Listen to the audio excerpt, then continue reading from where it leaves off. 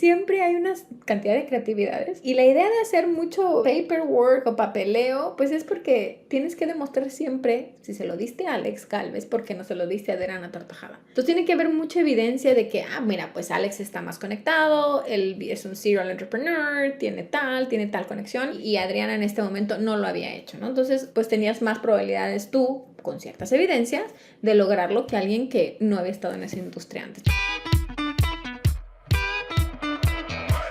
Hola, soy Alex Galvez y esto es Fundadores, el podcast donde me dedico a tener conversaciones con fundadores de startups latinoamericanas para deconstruir sus experiencias, su historia, sus errores y sus aciertos, y así encontrar los aprendizajes, herramientas e inspiración que tú puedas aplicar en tu día a día. Bienvenido. Estimados fundadores, hoy estoy con Adriana Tortajada, Managing Partner de 1200 VC, o 1200 como a mí me gusta más, un fondo de fondos mexicano que invierte en fondos y también en startups en directo. Adriana creó el primer fondo del gobierno mexicano para invertir en proyectos con base científica desde CONACYT. Luego fue parte del equipo que empezó el Instituto Nacional del Emprendedor, o sea el INADEM, en México. Platicamos de los retos de construir una industria nueva y de usar dinero público, que lleva muchas responsabilidades y también muchas limitaciones. Luego platicamos del modelo de fondo de fondos, cómo funciona, qué ventajas tiene y cómo 1200 es de los primeros fondos de fondos que están surgiendo en la región. Espero que disfrute esta plática tanto como yo.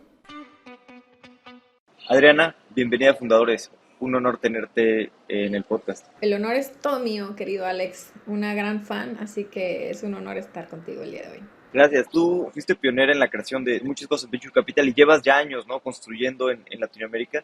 Pero me gustaría entender un poquito de este primer fondo de CONACYT, Nafinsa, que fue ya hace bastantes años, en 2003. Pero un poquito, platícanos de cómo era en ese momento, pues qué existía, qué no existía y cómo se acabó formando este fondo. Es buenísimo y me encanta que dices hace bastantes años, porque me hace sentir un poquito, ¿no?, vieja, pero no es cierto, los veteranos fuimos pioneros en este tema. Y la verdad que fue muy interesante. Yo venía de mi maestría, yo estuve involucrada en el tema de desarrollo de políticas públicas, de hecho estudié finanzas, me veía más en Wall Street, ya sabes, yo quería el tema más frívolo del mundo financiero y descubrí en mis prácticas profesionales la parte de desarrollo económico, políticas públicas, desarrollo sustentable, y así es como llego a administrar el primer fondo en México con recursos públicos para invertir en innovación de base científica y tecnológica mexicana, que quisiera desarrollar proyectos de startups y que quisiera escalar y solucionar grandes problemas, y además que levantara capital privado en su primera ronda de $1 millón. Entonces el vehículo invertía hasta $700,000 y teníamos que buscar al menos 300,000 del sector privado. Entonces, en ese momento Nacional Financiera, que es la banca de desarrollo en México, la banca generalista, tenía consejos consultivos con los principales empresarios de toda la República Mexicana y 4 estados en Norteamérica, porque tú sabes que hay una gran migración de comunidad de la Latin Diaspora, que le llaman, o la comunidad de migrantes empresarios exitosos en Norteamérica. Entonces, era para mí el business case perfecto. Imagínate, yo me puse a analizar, oye, había 27 centros de investigación y desarrollo en México, un bono demográfico, jóvenes, estudiantes, graduábamos más ingenieros que Estados Unidos en ese momento, escuelas técnicas, y encima teníamos estos consejos consultivos que se podían convertir en angel investors. Así que dije, wow, ¿por qué no? Es un gran business case, podemos hacerlo. Y México tiene tradición de talento y de deep tech, y estaban saliendo estas investigaciones e innovaciones históricas. ¿Y qué crees? No había las condiciones. En el tema que usamos mucho en la analogía del mundo de inversión, es que viene, ¿no?, del inglés investment trust, es como se habla de un fideicomiso. Este era un fideicomiso, y lo que no existía entre los actores en ese momento era precisamente trust, confianza. Entonces aprendimos muchísimo que no hablaban el mismo idioma, que no porque parezca ser una buena idea, no porque parezca haber las condiciones, el resto de actores están listos para trabajar en equipo, para colaborar, para compartir y para co-crear y construir negocios basados en innovación. Y las innovaciones en las economías emergentes, escalarlas es muy complejo porque la cadena de proveeduría a veces no está completamente construida. Entonces, es todo un tema que aprendimos al andar, pero eso, Alex, dio vida a lo que hoy es la industria de capital emprendedor, no solo en México, sino en la región. ¿Qué quiere decir esto que dijiste que la cadena a veces no está construida? Te cuento una historia súper interesante, o varias, te puedo contar miles, pero por ejemplo, los primeros vehículos de canvaseo o de reparto híbridos se hicieron por ahí del 2004-2005 en México. Era una empresa que se llamaba Beicero, con un ingeniero, con un montón de infraestructura, empezaron a construir, ¿no?, prototipos, las prestaciones eran impresionantes. Cuando quisieron escalar esos 25 prototipos, que by the way nos compró un gran corporativo mexicano y tuvo la paciencia de tolerar que los 25 fueron diferentes, cuando tú empiezas a construir ya una cadena de producir en línea, de autopartes, todo lo que tiene que llegar, todo lo que tiene ciertas certificaciones, cuando no lo haces a base industrial, cuando lo vas haciendo de baja escala, no llega todo al mismo tiempo, no te dan los mismos lotes, no tienes esa fuerza de compra para poder tener tu cadena de suministros completamente articulada. Y por eso es tan complicado industrializar una innovación que tenga estabilidad en la producción, en el producto, que el producto final sea siempre igual, ¿no? Es todo el tema de industria. Es complejo cuando eres una startup que compra pues primeras cosas para probar, no compras a gran escala, que tienes proveedores internacionales. Hoy obviamente estamos viviendo todo un boom de nearshoring y cadenas de logísticas y proveeduría, pero estamos hablando a principios de los 2000, donde eso era aún más complejo e inclusive el tema de talento. Se movió la planta a Aguascalientes porque estaban otras plantas de grandes, ¿no? Armadoras ahí. Y aún así, el equipo se empezó a tener que contratar gente del centro del país, de Ciudad de México, de tal. Tlaxcala, ¿no? Guanajuato. Entonces, al final, como hay muchas hipótesis que se tienen que probar para poder estabilizar un producto y que todos sean igualitos, igualitos. Ahí fue donde a veces, como dicen en el pueblo, ¿no? La puerca torció el rabo. No pudimos industrializarlo y es muy capital intensive. Entraron inclusive fondos internacionales a esa transacción, fondos de deuda, o sea, fue muy sofisticado el tema, pero el tema es el estar just in time y cumplir con las entregas y los plazos y la industrialización. Fue muy complejo. Oye, imagínate lo que hubiera sido el boom de que México le aportara al mundo los primeros camiones de canvaseo híbridos. Y te puedo contar mil historias como esa, como de los aviones no tripulados, hoy los famosos drones, como el primer corazón artificial que nos ganó después China la competencia, o como el primer vehículo deportivo hecho en México, que después en un programa en UK lo llamaron el coche tortilla, pero fue todo un boom, ¿sabes? Había un montón de tecnología muy sofisticada para crear nuevas industrias en México y el tema era justo tener todo esto articulado, que hoy la fotografía se ve muy distinta. Sí, sí, claro, ha avanzado bastante, pero como dices, ¿no? Hay siempre ha habido mucho talento científico, ¿no? Pero tal vez traducir un buen invento a producción y demás, pues es muy complicado, ¿no? Sí, el otro día hablaba con unos amigos de ciertos laboratorios y hablábamos de unas gotas oftalmológicas que te quitaban estigmatismo, miopía y vista cansada, con ciertas gotas, con ciertos lentes de contacto rígidos y demás. Pero pasó que era un súper proyecto y va que se nos muere el doctor fundador, ¿no? ¿Sabes? Y ni todos los especialistas del mundo lograron, porque además era un momento muy interesante en el cambio de paradigmas en la industria oftalmológica y todos no lograron estabilizar el producto, entonces a algunos sí les funcionaba y a algunos no.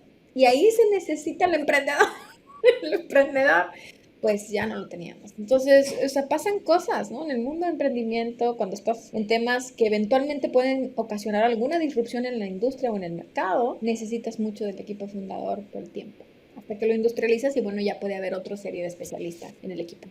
Claro, y pasando a otra parte de tu carrera un poco más adelante, que me encantaría conocer mucho más a profundidad, y de cuando se creó el INADEM y toda esta parte, me encantaría saber, primera, pues cómo fue que se decidió empezar el INADEM, cómo fue esta historia, y después, pues qué aprendizajes pudiste trasladar ahí, pues de la experiencia que ya llevaban en este fondo de CONACYT. Es un gran punto de conexión, Alex, porque justo lo que les comentaba de este fondo Emprendedores con Acid Nothing es que empezamos a articular un ecosistema. Empezamos a hacer que los diferentes actores se hablaran entre sí, empecé a ser un poco traductores de cómo medía el éxito cada uno, qué necesidades tenía, dónde abonaba un esquema de grants o recursos no reembolsables y dónde abonaba un tema de financiación pura y dura, un equity, ¿no? Un capital, un socio, dónde abonaba un tema de deuda, dónde no hacíamos overlapping, dónde no nos cruzábamos en el tema de apoyos, porque además el entender el sector público es complejo y el ser un intraemprendedor dentro de una organización siempre es complejo. Yo retaba muchísimo a mis equipos de trabajo, decían, es que no se puede porque la norma dice yo, vamos a encontrar como sí se puede. Entonces, esos 10 años, porque el fondo con Acid Nothing, estamos hablando que arrancó 2003 y el INADEM arranca en el 2013, todas esas lecciones aprendidas de cómo poder encontrar puntos en común, donde todos sumemos a un mismo propósito, que realmente el origen de un ecosistema es cuando los actores se sienten parte de un mismo propósito, si no terminan siendo un hub que comparten ciertas disciplinas, ¿no? Entonces, esas lecciones nos llevaron a poder diseñar la política nacional de capital emprendedor junto con la política nacional de innovación, porque todo el fondo con Acid Nothing venía colgado de cómo empujar más innovación en el país, a través de la Secretaría de Economía, con su Secretaría de Industria y Comercio y el Consejo Nacional de Ciencia y Tecnología y la Banca de Desarrollo como Banco de Desarrollo Operador.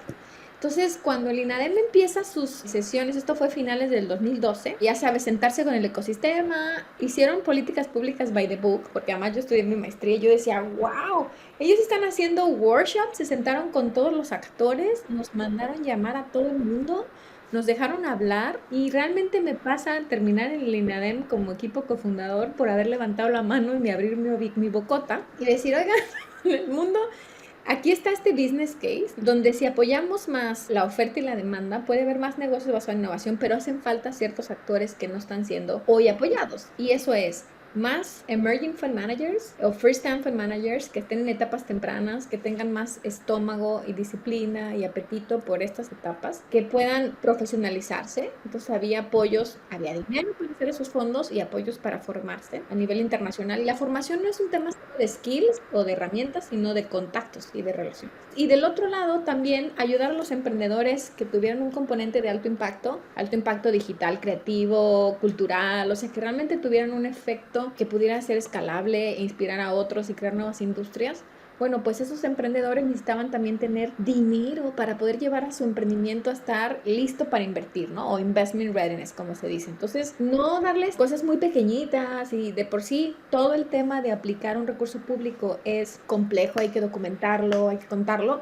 Entonces, imagínate, pues, poder hacer algo que valga la pena. Entonces ya eran apoyos que iban de $300,000 a $500,000 para llevarte al siguiente nivel. Y la última era también poder darle visibilidad a todos los actores que estaban abonando. Consultores, coaches, facilitadores, inversionistas, diferentes apoyos. Descubrimos que había muchísimos apoyos pulverizados en toda la República en diferentes organizaciones. Entonces tratamos de ponerlos en un solo lugar para que fueran visibles si eras de cierto sector, de cierta nacionalidad, de cierta edad, de cierto, ¿no?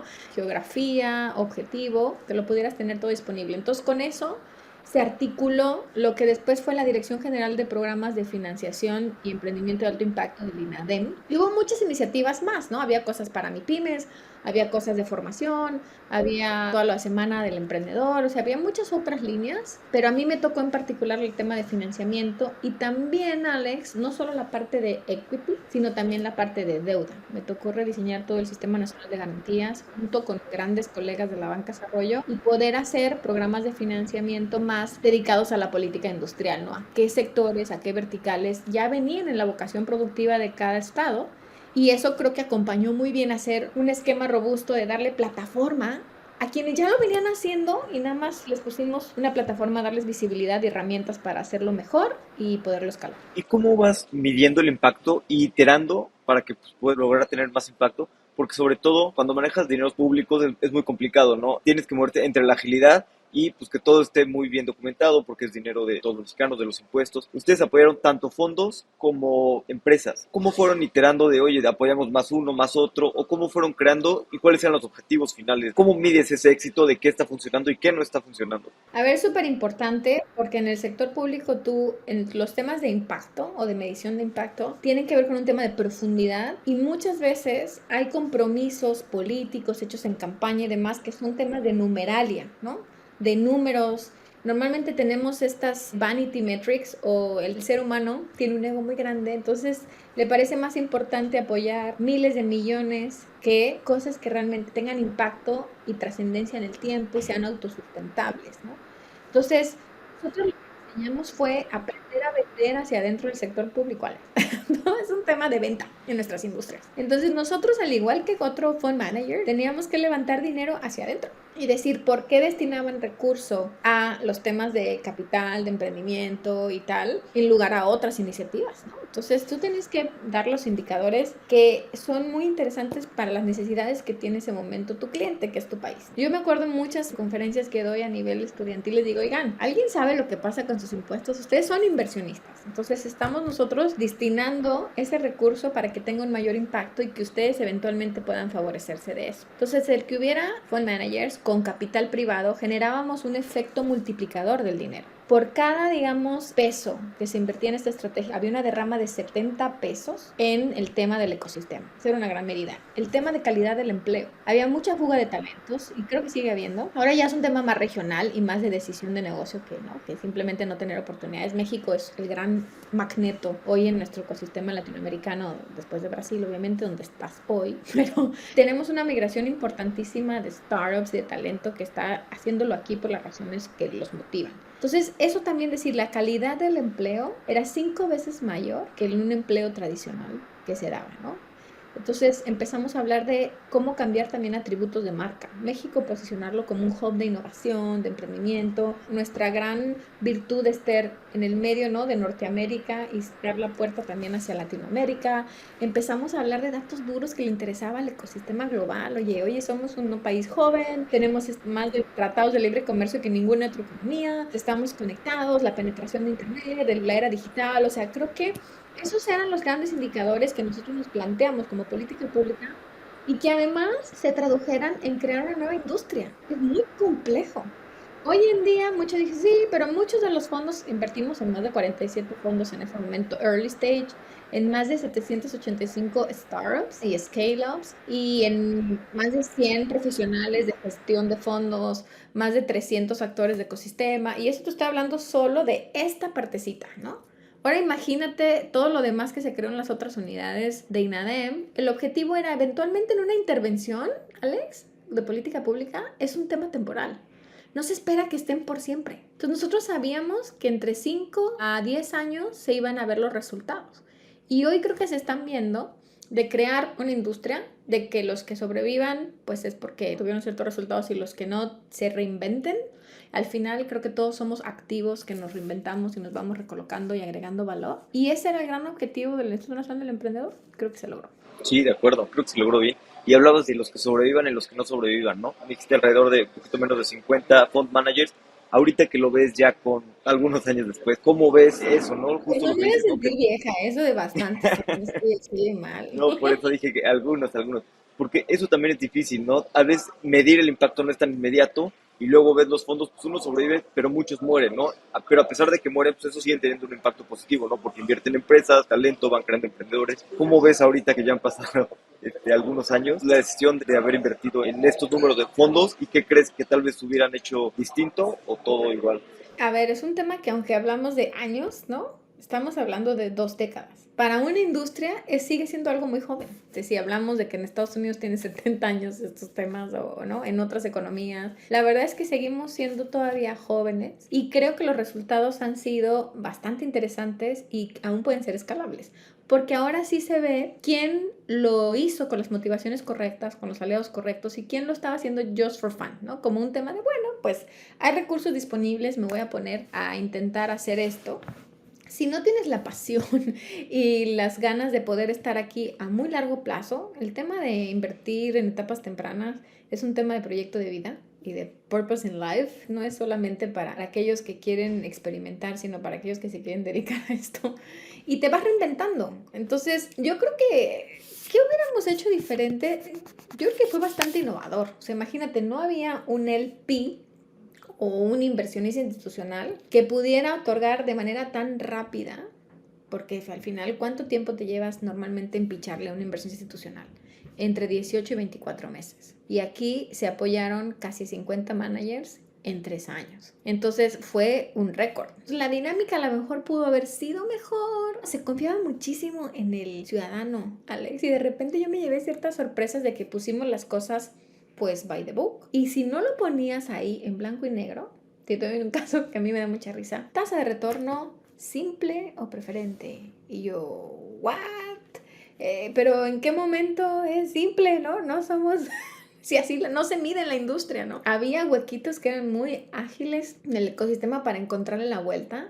También es un tema de formación cívica, de que tú vas a aplicar por algo y vas a decir la verdad y vas a demostrar que lo hiciste. Y si fue mal, fenómeno, es parte de la industria y tú te conviertes en otra cosa, ¿no? Entonces, para mí fue muy interesante entender la naturaleza humana en estos temas porque siempre hay una cantidad de creatividades y la idea de hacer mucho paperwork o papeleo pues es porque tienes que demostrar siempre si se lo diste a Alex Galvez porque no se lo diste a Adriana Tortajada. Entonces tiene que haber mucha evidencia de que mira, pues Alex está más conectado, él es un serial entrepreneur, tiene tal conexión y Adriana en este momento no lo había hecho, ¿no? Entonces pues tenías más probabilidades tú con ciertas evidencias de lograrlo que alguien que no había estado en esa industria antes. Entonces, por decirte unos ejemplos muy simples y que nuestra audiencia pueda captar lo complejo que es la gestión pública, pero yo siempre veo muchas analogías con el mundo corporativo y con el mundo privado. O sea, tú tampoco puedes tomar decisiones sin elementos, sin datos, sin contexto, sin un advisory board o un consejo. Entonces, todas esas cosas las llevábamos al mundo gubernamental y éramos los raritos. Pero los que creo que nos echamos la responsabilidad de poder cambiar en el momento que nos tocó, todo en esta vida es por etapas y ciclos, e hicimos lo que más pudimos en la etapa que nos tocó, colaboramos muchísimo, nos fuimos a traernos el Startup Nation Summit, por primera vez México trajo eventos globales, trajimos 65 países hablando de startups, y decían, wow, o sea, te puedo decir, Alex, que el 70% de estos países jamás habían venido a México y decían, es como el secreto mejor guardado del ecosistema de startups en el mundo. México conectado con esta región, con este talento, con esta infraestructura, no lo podían creer. Entonces le cambiamos el rostro al país y a la región. Sí, totalmente. Y creo que además es muy difícil, ¿no? Empezar una industria desde cero y aquí lograron pues ayudar bastante y que empezara como a girar la bolita, ¿no? Y que ahorita pues ya sea algo que pueda seguir la industria por Cada sí actor mismo. se reinventó, ¿no? Y lo hace por sí solo. Creo que podría haber más ayuda, pero creo que hoy todos tomamos la responsabilidad del rol que nos toca jugar en la cancha y llevarlo hasta sus últimas consecuencias. Totalmente. Y luego de aquí estuviste en Fondo de Fondos, ¿no? Que también creo que fue el primer fondo de fondos en México. Entiendo que es privado, pero tiene algo de dinero público. Es muy interesante, ¿no? Porque justo estábamos hablando antes de empezar la entrevista que hay muy pocos inversionistas institucionales en México, ¿no? Y pues un fondo pequeño, un fondo de 5 millones, 10 millones, pues pueden levantar de personas normales, ¿no? Pero ya un fondo de 50, 100 millones y demás, pues necesitas otro tamaño de tickets que es muy complicado si no hay este tipo de fondos de fondos o dinero institucional. ¿Cómo fue tu paso por fondo de fondos que también se quisieron pues un gran trabajo, ¿no? Invirtiendo en bastantes fund managers? Sí, mira, el tema de fondos, me regreso un poquito nada más de historia. Realmente es una decisión de los 4 bancos de desarrollo en el país por una cooperación que tienen con el IIC del Banco Mundial, que era en ese momento la Corporación de Inversión de Capital. Y todo el mundo tenía sus corporaciones en ese tiempo. Te estoy hablando del 2014 al 2016, por ahí nace, 2006, Alex. Me estoy yendo muy, muy lejos. Sí, en el 2006 se hace la decisión de los 4 bancos de desarrollo, ¿no? De Bancomex, que es el Banco Import-Export, del Banco de Infraestructura, Banobras, del Banco Agroindustrial FOSIR y obviamente de la Banca Generalista, que es Nacional Financiera. Y todos dicen, oye, hemos venido invirtiendo desde los 80s en capital, en empresas y demás, es momento de profesionalizarlo e institucionalizarlo. Entonces, hacen esta decisión, hacen una cartera legada y un commitment de $250 millones y así nace la Corporación Mexicana de Inversiones de Capital. Entonces, obviamente nace pues con todas estas partes de crear, como dices tú, una infraestructura de una inversión institucional que pudiera apoyar a los managers tanto locales como internacionales que estuvieran haciendo capital privado, private equity. Con esa misión nace y de generar un tema de retorno y bla, bla, bla. O sea, siempre fue con hacer un equipo privado y traer un consejo de totalmente independientes y donde la banca se favoreciera de toda la expertise del sector privado. Y lo hiciera a través de managers que sabían hacerlo mejor, que tenían mejores relaciones, que tenían toda esta infraestructura y conocimiento de crear esta industria a nivel global y que lo estaban haciendo desde México para la región. El 70% de las inversiones eran regionales. Entonces, te cuento esta historia porque cuando estamos hablando de los inicios de INADEM y tal, el brazo de Venture Capital de Fondo de Fondos en realidad nace en el 2011. Después de que yo estaba haciendo mis pininos en este fondo con Acid Nothing que contamos desde el 2003 y empujando, ¿no? El 2010, decimos, oye, todos mis amigos que habían tenido un evento de liquidez, serial entrepreneurs, me decían, oye, quiero meterme a Venture. Me dice Fer Fabre de Endeavor que debo de hacer un fondo de Venture. Me lo contaba el otro día Rogelio de los Santos, ¿no? De Dallas Capital. Dice, yo no sabía ni qué era Venture, entonces voy a fondo de fondos y me decían, sí, pero ¿qué crees? No invertimos en First Time Funds, First Time Fund Managers, ni tampoco en fondos tan chiquitos, es un poco lo que dices tú. Yo decía, pero entonces, ¿quién va a invertir en el portafolio de proyectos que yo estoy gestando en una etapa pre-semilla? early stage, ¿quién le va a seguir el siguiente eslabón? Porque de aquí a que lleguen a ser un tema de apetito para los fondos de private equity, pues va a llevar mucho tiempo. Y ahí empezamos a empujar y Felipe Vilá, que estaba como CEO de fondos, me dice, bueno, Adriana, si quieres que yo haga un área de venture, me tienes que traer dinero y otro manager, porque yo no tengo esa expertise. Entonces lanzamos un beauty contest. Yo desde el lado de política pública, banca, desarrollo, fui a levantar también con la subsecretaría de Industria y Comercio, con la Secretaría de Economía, con propio NAFIN, con algunos inversionistas privados. Y de ahí nace la unidad de Venture Capital de fondos en el 2011, con un equipo de co-managers que estaban entre Nueva York y las montañas rocallosas en Nuevo México. Y ese equipo se vino a desarrollar esta industria con esta hipótesis. Y eso nace en el 2011, Mexico Ventures. Cuando yo me mudé en ADEM, yo sabía que ellos ya existían y trabajábamos muy de la mano. Y en el 2013, que sale toda esta política pública de fonditos más early stage, por eso nacen más early stage, porque ya existía private equity, venture capital y faltaba la parte seed. Y después me dicen, a los 4 años, me dicen, ay Adriana, ya creaste un pinche efecto sándwich. Y yo, ay, ¿por qué? Porque ayudaste a empujar, ¿no? Bueno, private equity existía, venture, y luego empezaste a empujar mucho más rápido seed, y empezó a haber más fondos seed que venture. Entonces venture se quedó enano entre private equity y seed. Era como la rebanadita de jamón que nos daban en el lunch en la primaria. Mis amigos y todos los colegas me decían, tú ya le diste todo tu tiempo, ¿no? Ya estaba hasta demeritada mi salud. Fue tan intenso INADEM, todo lo que construimos, un equipazo por todo el mundo y por toda la región. Aparte empezamos a inspirar el movimiento en Latinoamérica, en Colombia, en Perú, en Chile, en Argentina. Pues ahí dije, bueno, creo que es mi momento. Yo ya había hecho mi posgrado en Kaufman, es un punto bien interesante, luego lo tratamos si quieres, pero yo ahí me especialicé en temas de fondos, de venture capital y cómo detonar ecosistemas basados en innovación del mundo. Y ahí dije, bueno, hoy sí tengo todos los skills para operarlo. Y ahí me voy a Mexico Ventures y no solo apoyo al equipo a hacer el fondo 2, que nace primero con un tamaño de $80 millones, crece a 100, sino también abrimos la primera unidad de inversión de impacto, que se llama LATAM Impact Fund of Funds. Y repetimos la misma historia, Alex. O sea, volvimos a buscar un fund manager especialista en impact investment. Nuestro anchor investor ahí ya no fue el sector público, fue el sector privado. Fue Bimbo. O sea, fíjate cómo ya las cosas empiezan a concretarse donde el sector privado tiene confianza en lo que está pasando, tiene resultados, tiene retornos, los fondos de pensiones empiezan a entrar también y ahí se abre también el abrazo de impacto. Entonces, fondo de fondos ya tenía energía, private equity, venture, mezzanine e impact. Y ya de ser un portafolio que nace con un commitment de $250 millones y una cartera legada, hoy administran 2.5 billions en assets under management, donde el 50% es público y 50% es privado. Súper bien. ¿Y cómo funciona, por ejemplo, ahí un fondo de fondos, en específico en la parte de venture? Hablabas de que no pueden invertir first fund managers, luego el tamaño del ticket, me imagino que tienen limitación, ¿no? De qué porcentaje pueden ser en un fondo. ¿Cómo funciona toda esa parte de inversión y en qué fondos invierten? Ese justo dice, era lo que hacía private equity. Esas eran las reglas que tenían private equity. Pero en venture e impacto sí nacen con el tema de invertir en first time funds, first time fund managers. O sea, está en su ADN porque justo necesitas otros skills para estar en etapas más tempranas. Son diferentes animales, se cocinan diferente, se administran diferente y por lo tanto el talento que está involucrado en esas iniciativas es distinto. Entonces, realmente al contrario, una tesis de inversión en más etapas tempranas, lo que busca es eso, es buscar el manager, el fund manager, el gestor del fondo, qué experiencia tiene, qué equipo tiene, si realmente es el más experto en esa vertical en la que está sacando su tesis de inversión.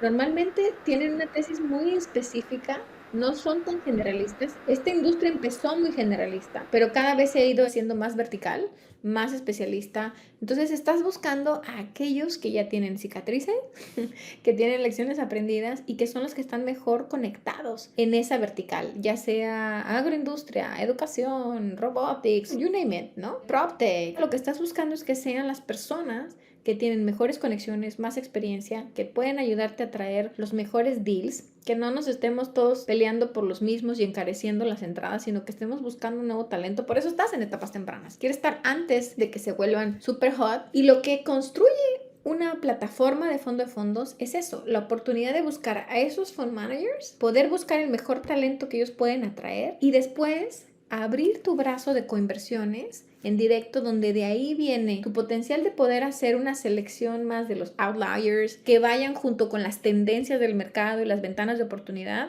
pero que también de ahí vendrá tu retorno alfa, ¿no? El gran efecto multiplicador que estás esperando al hacer inversiones en etapas tempranas, porque unos evidentemente tienen una temporalidad y el proyecto en directo tiene otra. Entonces, cuando cruzas inversiones en fondos en directas, realmente es el modelo de negocio detrás de un fondo de fondos. Hay muchísimas creencias y de que hacemos un double layer fee, que cobramos doble fees porque nosotros cobramos y luego cobran abajo los fondos. Hay muchos modelos de eficiencia en fees, inclusive se cobra mucho menos que el tradicional 220 que cobra un venture capital en directo. Hay diferentes tarifas, se buscan diferentes carries, ¿no? Cómo se tienen. Hay muchos modelos híbridos que te dan lo mejor de ambos mundos, pero sobre todo que el tema de plataforma y ser un inversionista institucional te ayuda a llegar más rápido a ese talento que estás buscando emergente, porque buscas esos managers que ya lo están haciendo, que están a nivel de cancha, que están trabajando con los emprendedores y las emprendedoras y que con ellos puedes ayudar en el momento que nos empezamos a pelear todos por liquidez, que ya los vehículos no tienen suficiente músculo para seguir invirtiendo en esos mejores deals que construyeron en sus portafolios. Cuando vienen los grandotes y te quieren ya sacar a todos los que empezaron y decir, espérate, yo solo quiero estar un poquito más en la película porque el retorno ahí viene. Entonces, en esos momentos que tú sabes cómo es nuestro modelo, en Venture y tú eres un inversionista también en etapas tempranas, pues ahí es donde tu músculo de invertir en directo, que lo abres a todos tus inversionistas, no solo a ti como vehículo, es súper importante. Entonces, es muy transparente, es muy colaborativo el tema de un fondo, porque los inversionistas tienen visibilidad sobre los managers, sobre sus portafolios, sobre las tendencias, pueden seguir haciendo follow-on investments con su propio recurso, además del recurso comprometido en el vehículo. Entonces, te conviertes como en un one-stop shop, ¿no? Donde tienes aliados, experiencias, conexiones y por supuesto también capital para seguir creciendo. Totalmente. O algo que tocaste antes, que en INADEM, que fue mucho trabajo, que estabas cansada, no dijiste esto, pero pues tal vez un poco quemada, tal vez no. Esto nos pasa a todos, ¿no? ¿Cómo encuentras de repente el balance en la vida, ¿no? Porque normalmente pues, cuando estás creando nuevas industrias, o bueno, en la industria del venture capital, también son industrias muy cansadas, ¿no? Las startups son muy complicadas de hacer y si estás haciendo una startup es como querer ganar una medalla de oro en las Olimpiadas, ¿no? Probablemente vas a tener que trabajar muchas horas, poner mucho trabajo y pues normalmente ese tipo de gente que está trabajando en las startups pues está esperando que los fondos estén trabajando igual de duro, ¿no? En ayudarlos, en buscar las mejores empresas y demás. ¿Cómo has hecho para encontrar un poco de balance en tu vida en esta parte entre trabajo y vida personal? Es un buen punto, Alex. Yo creo que socialmente no se nos permite decir que en algún momento te cansas, ¿no? Ahorita que dijiste la palabra, sí no lo dije, pero yo creo que lo intenté comunicar. Y fíjate, nada más te voy a dar un dato, porque me encanta contar las anécdotas. Llegó un momento en que mi secretaria, que eso ya soy yo muy antiguo, ¿va? Ya nadie tenemos secretaria, pero bueno, yo tenía en ese momento, me dice, oiga, licenciada, tiene que firmar esta nota porque tenemos hasta 330 viajes al año y pues usted ya lo superó, entonces para que podamos seguir viajando tiene que pedir esta autorización. Y en ese momento me cayó como un balde de agua fría, donde dije, yo cuando entré al INADEM, mi hijo estaba por cumplir 2 años. Mi hijo nace en el febrero 2011, yo entro justo en principios de febrero 2013. Y se la vivía en los pasillos. Creció trabajando conmigo, la ventaja es que lo sacaba del kinder guardería y luego estaba conmigo, bla, bla, bla. Era una etapa de su vida también muy activa. Pero yo ahí me di cuenta que el día tiene, o sea, el año tiene 365 días. Y yo ya había superado mi cuota de 330 viajes. Entonces llegó un momento que descubres que el tema de estar a un alto nivel de responsabilidad de tu país y que tienes que estar con todos los gremios en las 32 entidades federativas, tratando de apoyar a todo el mundo porque se merecen eso, porque estás ahí para servir, ¿no?, a la sociedad. Entonces es súper absorbente. Es súper absorbente porque además es una carrera contra el tiempo. Nosotros sabíamos que la responsabilidad que nos habían asignado iba a durar un plazo, cuando menos es sexenio, o cuando mucho más bien. Entonces ahí dije, bueno, yo ya lo que me comprometí a hacer, crear la política pública, conectarnos con los ecosistemas, ¿no?, inspirar a otros. Creamos también el nuevo reposicionamiento con Estados Unidos, que se llamó el Mexico US Entrepreneurship and Innovation Council, ¿no?, el Consejo de Emprendimiento e Innovación con Estados Unidos y Canadá. Entonces dije, ok, yo me sentía muy satisfecha con lo que habíamos construido como equipo y ahí me di cuenta que era un momento de pensar más en mis otros roles, ¿no? Tenía roles como profesionales, pero también tenía rol como madre, como esposa, como vecina, como hija, como hermana, ¿no? Como lectora, o sea, con los clubes ya no tenía ningún hobby. Entonces, ya me había fracturado un pie, me había reventado un quiste en el ovario, o sea, ya me habían pasado tantas cosas. Y esas cosas nunca las compartes, porque siempre tienes que estar estoico y nosotros al final nos olvidamos que no somos robots, somos humanos y que necesitamos de otros. Y yo creo que la transición que yo tomo hacia fondo de fondos y después me voy justo a un corporativo global, era ya para pensar un poco en mí, con mis otros roles y decir, oye, hoy ya vi justo hasta donde pude llegar en el sector público sin tenerme que meter a ningún partido, sino abonar como una especialista en el tema. Pude seguir estudiando, pude seguir profesionalizando. Hoy va mi parte de formación profesional más internacional, más con el sector privado, que esa siempre fue mi pasión. Desde que conozco el mundo de emprendimiento, creo que me elige a mí, no yo al mundo de emprendimiento e inversión. Y ahí es donde encuentro el balance de decir, ok, voy a siempre comprometerme con cosas que tengan un alto impacto, un gran propósito y que yo pueda ser ese agente conector y ese puente para que puedan todos cumplir su propósito, ¿no? Y si no, reinventarse. Al final, la vida es muy corta y siempre puedes tener la oportunidad de reinventarte porque hay una gran película que me encanta, que es el Hotel Marigold, es una producción UK e India, y el chico siente una frase fenomenal que es como mi mantra. Dice, al final todo saldrá bien, y si todavía no ha salido bien es que no es el final. Así que eso se convirtió en mi mantra de vida, Alex. No, no, de acuerdo, y como dices, siempre es importante también, pues de repente darte tiempo, ¿no? Para ti, para estar con la familia, para descansar. Para Y crear, luego, tienes que darte espacios para poder crear cosas. Y en eso tiene que ver también tu parte de ocio y pensar y reflexionar y entonces poder crear. sí.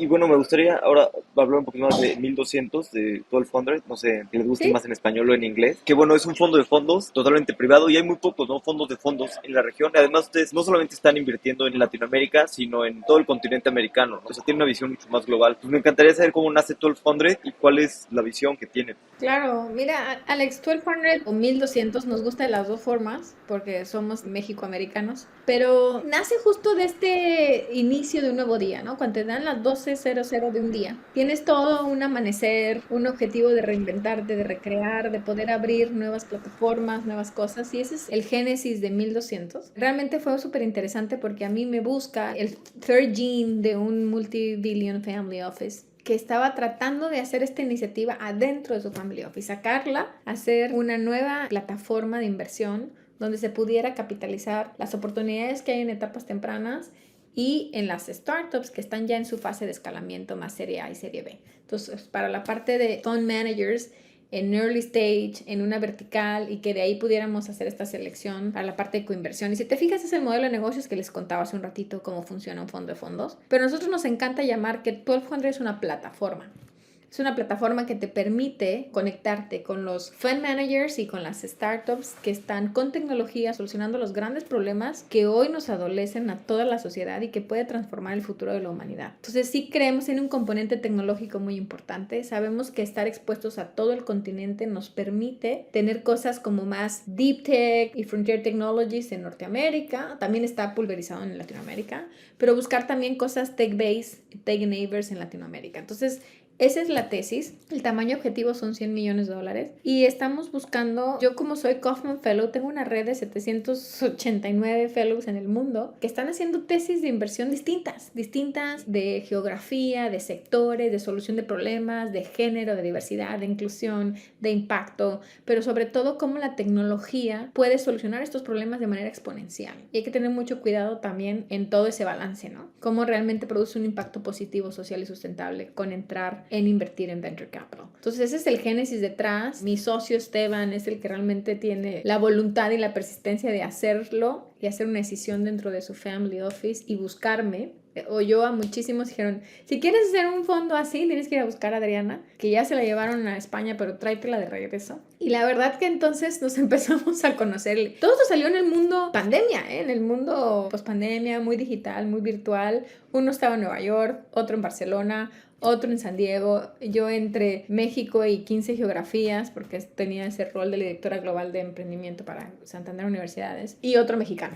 Entonces, la verdad es que somos un producto de las pasiones, las confianzas, las experiencias, un cúmulo de más de 40 años de experiencia entre todos, y que hoy estamos tratando de hacer una propuesta justo como tú dices. No hay más LPs institucionales. Hay fondos de pensiones o endowments o tal que tienen mucho capital, que no pueden colocarlo en pequeñas dosis en las regiones en las que estamos.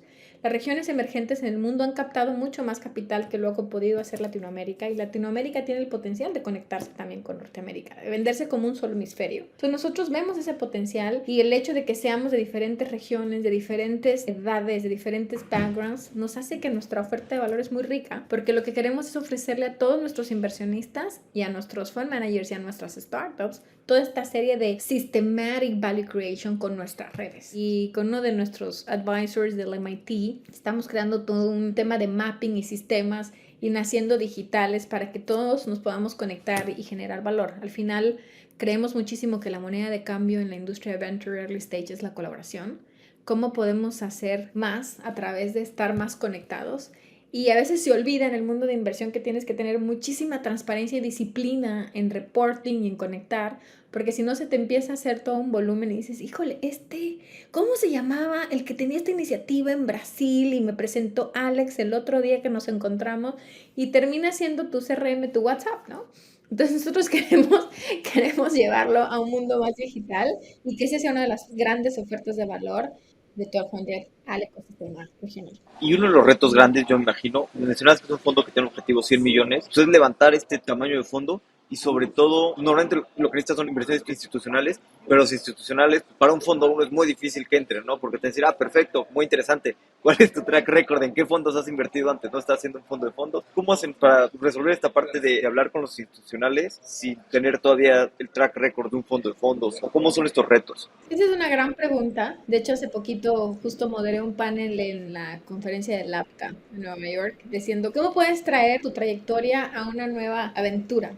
Porque el track record al final es individual, aunque también es de la firma de inversión. Entonces es este tema que es un híbrido. Obviamente la trayectoria que tenemos tanto José Miguel Cortés y yo de haber trabajado ya los dos en fondo de Mosmos, de haber hecho una cantidad de transacciones y tener unos efectos de retornos muy interesantes, se vuelven complejos de sumarlos a una nueva plataforma porque son nuevos partners, nuevos socios. También mi socio Esteban tiene sus propias grandes exits y grandes retornos para su propio family office y también trabajó en investment banker y tal. Y también los otros dos socios han sido serial entrepreneurs y han tenido inversiones y tal. Es bien complejo, se puede comunicar, pero sobre todo es un tema de hacer una oferta de valor concreta y diferenciadora en el mundo de inversión. Para algún institucional es difícil no hacer todo el palomeo en el checklist. Y el tema donde yo siempre les digo, ¿y cómo me analizas a mí con 20 años de experiencia y no me pones en el box de First Time Fund Manager?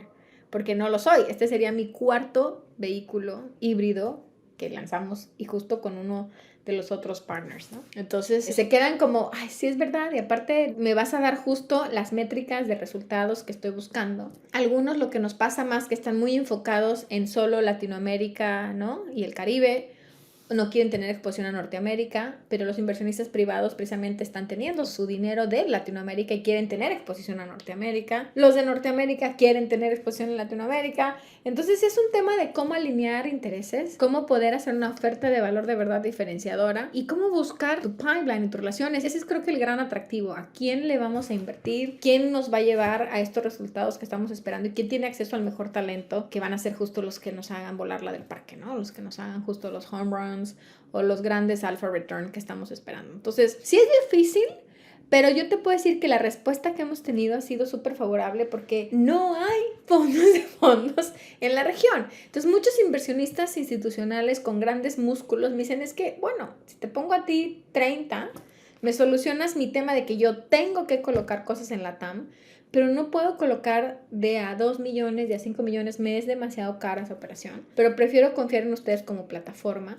Y en el primer lanzamiento estamos levantando recursos de muchos family offices en la región, de high net worth individuals, y de nuestro club de Family, Friends and Fans también. Créeme que tenemos uno, todos tenemos uno, y para mí ha sido súper gratificante ver el reconocimiento de 20 años en la industria y de resultados.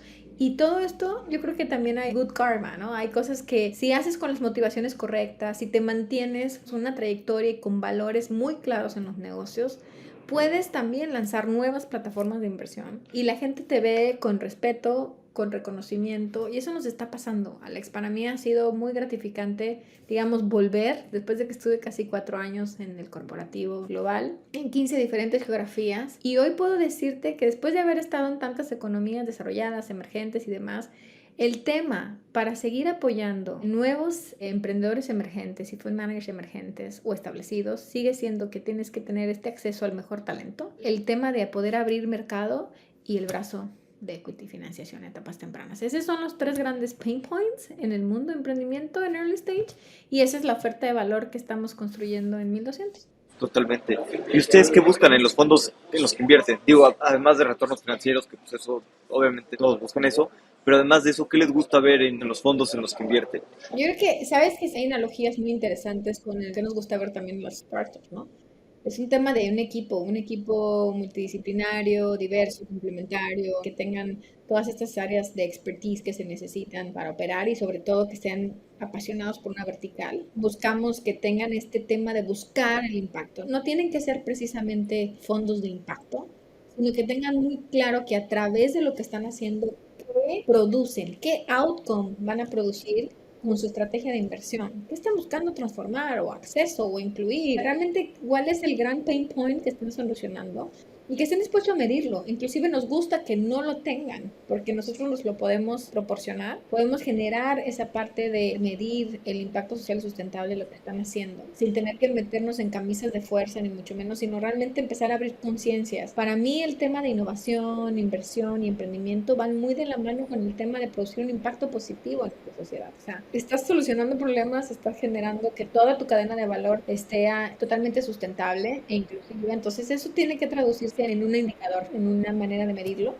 Estamos buscando eso, estamos buscando que tengan redes y que obviamente estén en el continente americano. Pueden también estar en otros continentes, pero que quieran tener evidentemente su desarrollo en la región de América como tal y que puedan servir a ambos, ¿no? A ambos lados del hemisferio, tanto a Norteamérica como a Centro y Sudamérica.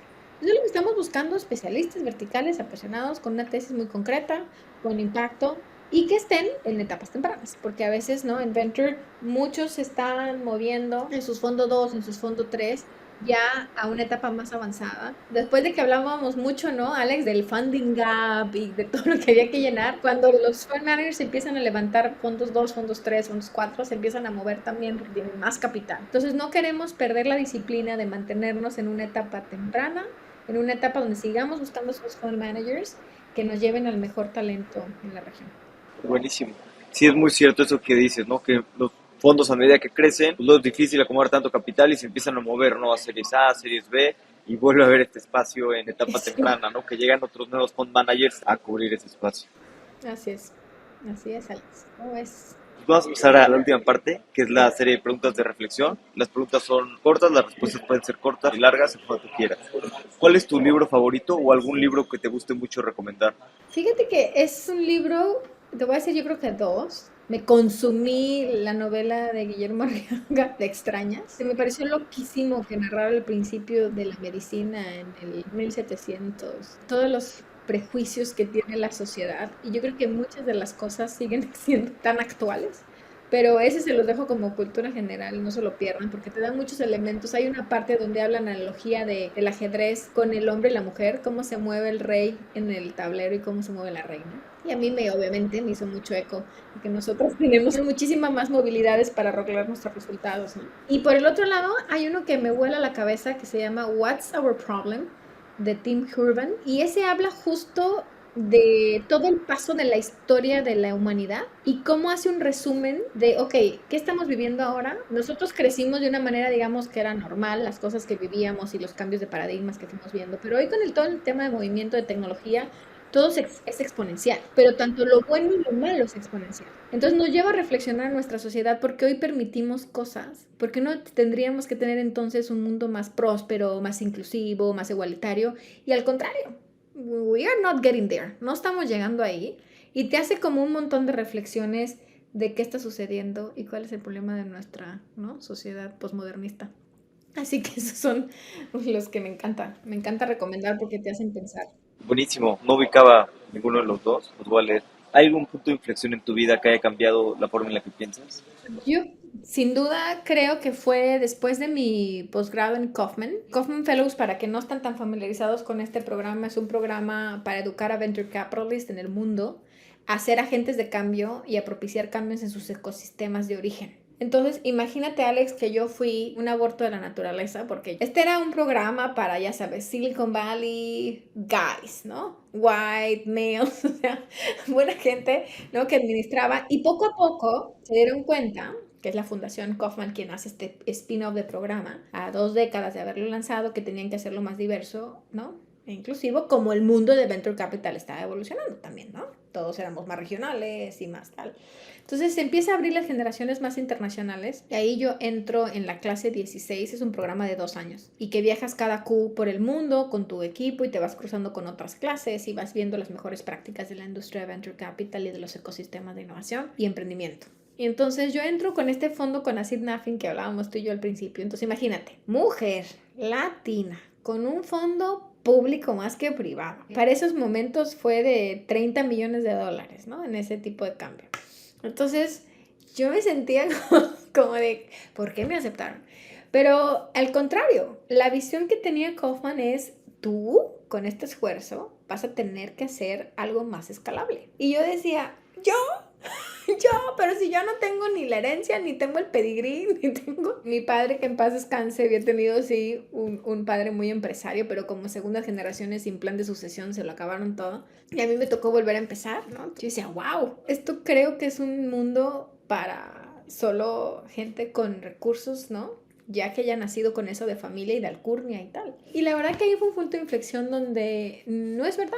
Si eres especialista y apasionado y conectas y eres hábil en los negocios y eres muy transparente, ¿no?, disciplinado y sabes cómo colaborar y construir con otros en un propósito en común, you can make it. Puedes hacerla en el mundo de inversión, de venture capital, no importa tu género, ¿no?, tu background. Sí tienes que ser un especialista, eso sí, te tienes que profesionalizar, pero para eso también hay muchas herramientas, ¿no? Entonces, eso, mi proyecto, digamos, mi field project de Kaufman Fellows fue el plan que después pude ejecutar en el Instituto Nacional del Emprendedor. Entonces, todos los astros se alinearon para que ese programa que gestamos dentro de los 10 años del Fondo Conacid Nafin y con una asesoría pro bono de A.T. Kearney, que luego se convirtió en la política nacional de capital emprendedor y que inspirara a otros países, otras regiones, y le cambiara el rostro al ecosistema de emprendimiento e innovación, no solo mexicano, sino regional. Para mí, te puedo decir que fue el punto de inflexión donde dije, ok, I can do things. Puedo crear cosas más grandes con el equipo correcto, con enfocarme y con no perder de vista que va a costar de cualquier manera un chingo de trabajo que te propongas.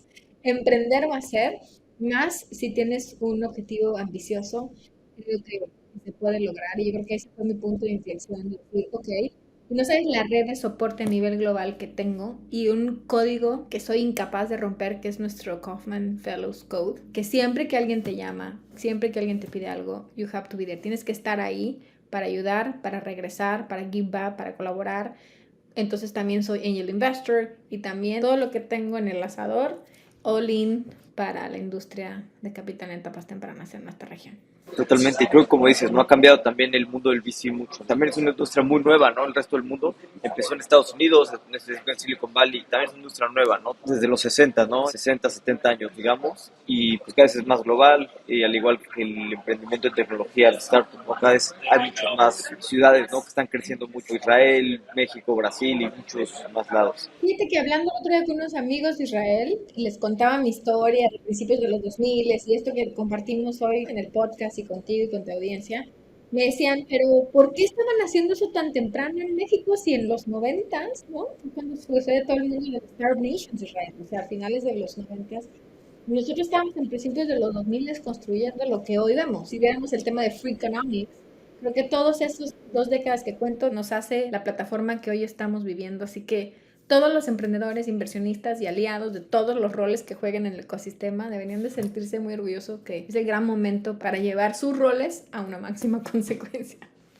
¿Tienes algún consejo que te hayan dado en algún momento de tu vida que te haya servido mucho? Wow, me han dado muchos. Pero yo creo que el tema que más me han dicho es nunca te detengas, ¿no? No te detengas, Adriana. Eres una fuerza de la naturaleza. Y yo me comprometo muchísimo con lo que hago e involucro todo mi contexto en ese propósito. Y yo lo que les quiero decir es que tienen más fans de los que se imaginan, más aliados de los que se imaginan y a veces no pedimos ayuda lo suficiente. Entonces a mí lo que más me gusta en el tema de Venture es de colaborar. Hay días que sí, que te caes y que no todo te sale bien, pero no te detengas, no te detengas. Esta es una, ¿no? Una carrera muy larga. Life is too short. Entonces la vida es pequeña. Perdón que estoy tan pocha. Perdóname, Alex, pero porque estoy acá en San Diego. Pero creo que es una gran lección porque te vas reinventando, vas creciendo, vas generando nuevas herramientas, nuevos aliados. Adriana, pues muchas gracias por tu tiempo. La pasé muy bien hoy, conociendo más de tu historia, aprendiendo más también de todo lo que se hizo, ¿no? Hace 1000 años que veo, bueno, en verdad, O sea, Alex, todo para lo que todo, se hizo. sigue viéndome como una ruca, no, no tan No, ruca. no, no, para nada, pero cuando dijiste 2003, sí, dije, sí, ha pasado un ratito, ¿no? Y todo eso se ve reflejado en lo que tenemos hoy en día y en lo que estamos construyendo, ¿no? Todos hoy en día. Y también muchas felicidades por lo que están haciendo en 1200 y espero ver muchos más fondos de fondos y muchas más personas que estén haciendo cosas distintas, ¿no? Y para ayudar a crecer el ecosistema. Claro que sí, hay muchísimos. Fíjate que solamente lo hacían antes las bancas de desarrollo. Yo sigo sirviendo en el Fondo de Fondos de Perú y en otros fondos de fondos. Entonces yo creo que hoy es momento de que todo el sector privado también pueda capitalizar todo este tipo de plataformas. Yo disfruté muchísimo la charla, Alex. Gracias por tocar temas que normalmente no se tocan. Te felicito por fundadores y me encanta que estés haciendo esta labor de comunicar y contar las historias que inspiren a otros a seguir nuestras pasiones y nuestros propósitos de vida. No, gracias, gracias por tus palabras y gracias a ti. Adriana tiene mucha experiencia y es una persona que ha ayudado mucho a crear el ecosistema que tenemos hoy en día. Como siempre, gracias por escuchar y por ponernos nuestras 5 estrellas en Spotify. Si quieres más contenido en el que aprendas y te haga reflexionar y pensar, suscríbete a mi newsletter, donde mando mis reflexiones y aprendizajes a través de historias. Hasta la próxima.